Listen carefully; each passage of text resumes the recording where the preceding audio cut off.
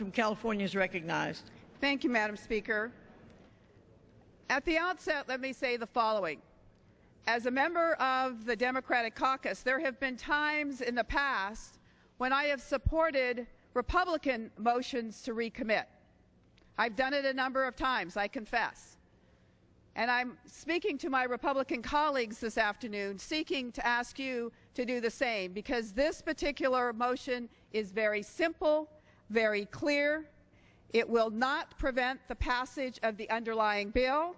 If it is adopted, it will be incorporated in the bill, and the bill will be immediately voted upon. So what does it do?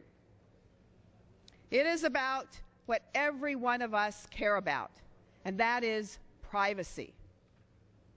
Americans believe in privacy, and Justice Brandeis once said in a court opinion, every American has the right to be left alone. This is something we can all agree upon. My motion would simply prohibit federal agents from accessing a woman's health or other medical records because she was a victim of rape or incest. Now that's pretty simple. If you're a victim of rape or incest, no federal agency or agent will be able to access your medical records in order to prove that you, in fact, were raped or a victim of incest. Both the Hyde Amendment and this legislation specifically creates exceptions for victims of these crimes. The underlying bill would create an exception to the exception.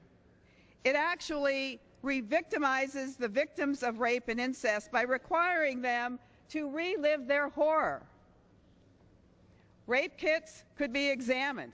Confidential medical records could be breached.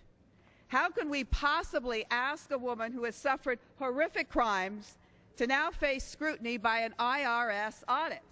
Think about it. Is that what we want? Do we want women who have been victims of rape and incest to have an IRS agent knocking on their door to determine whether or not they really had a rape or were victims of an incest? We should be treating these victims like victims, not criminals. Will suspend.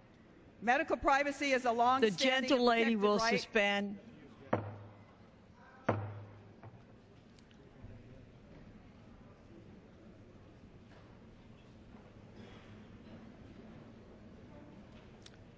The gentle lady deserves to be heard, and I ask people to take their conversations off the floor.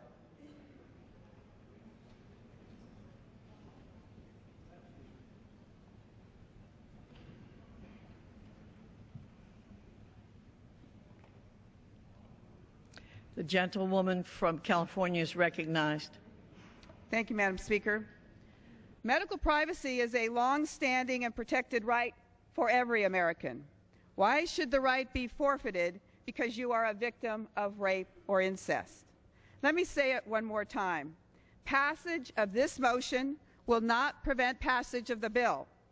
If it's adopted, it will be incorporated into the bill, and the bill will be taken up immediately. Madam Speaker, last month I received a call from a woman who was raped while serving in the United States Navy. You know, sometimes we get wrapped up in the words and forget about the real lives we're talking about. This member of the Navy was raped, beaten savagely, and left for dead in her quarters. She was later informed that she was pregnant and opted to have an abortion.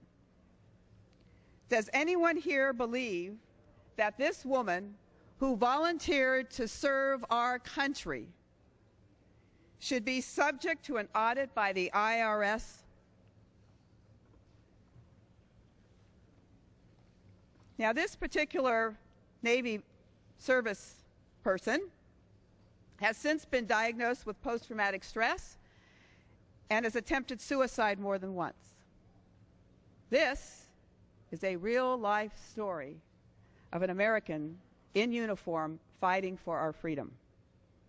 We should not use the tax code to force women like this to relive their ordeal to an IRS agent. Privacy is a fundamental right, and this motion would ensure that the most vulnerable in our society has access to it. The underlying bill would unleash IRS audits on rape victims potentially, and that, my friends, is a disgrace. Let me be clear one more time. Passage of this motion will not prevent passage of the underlying bill.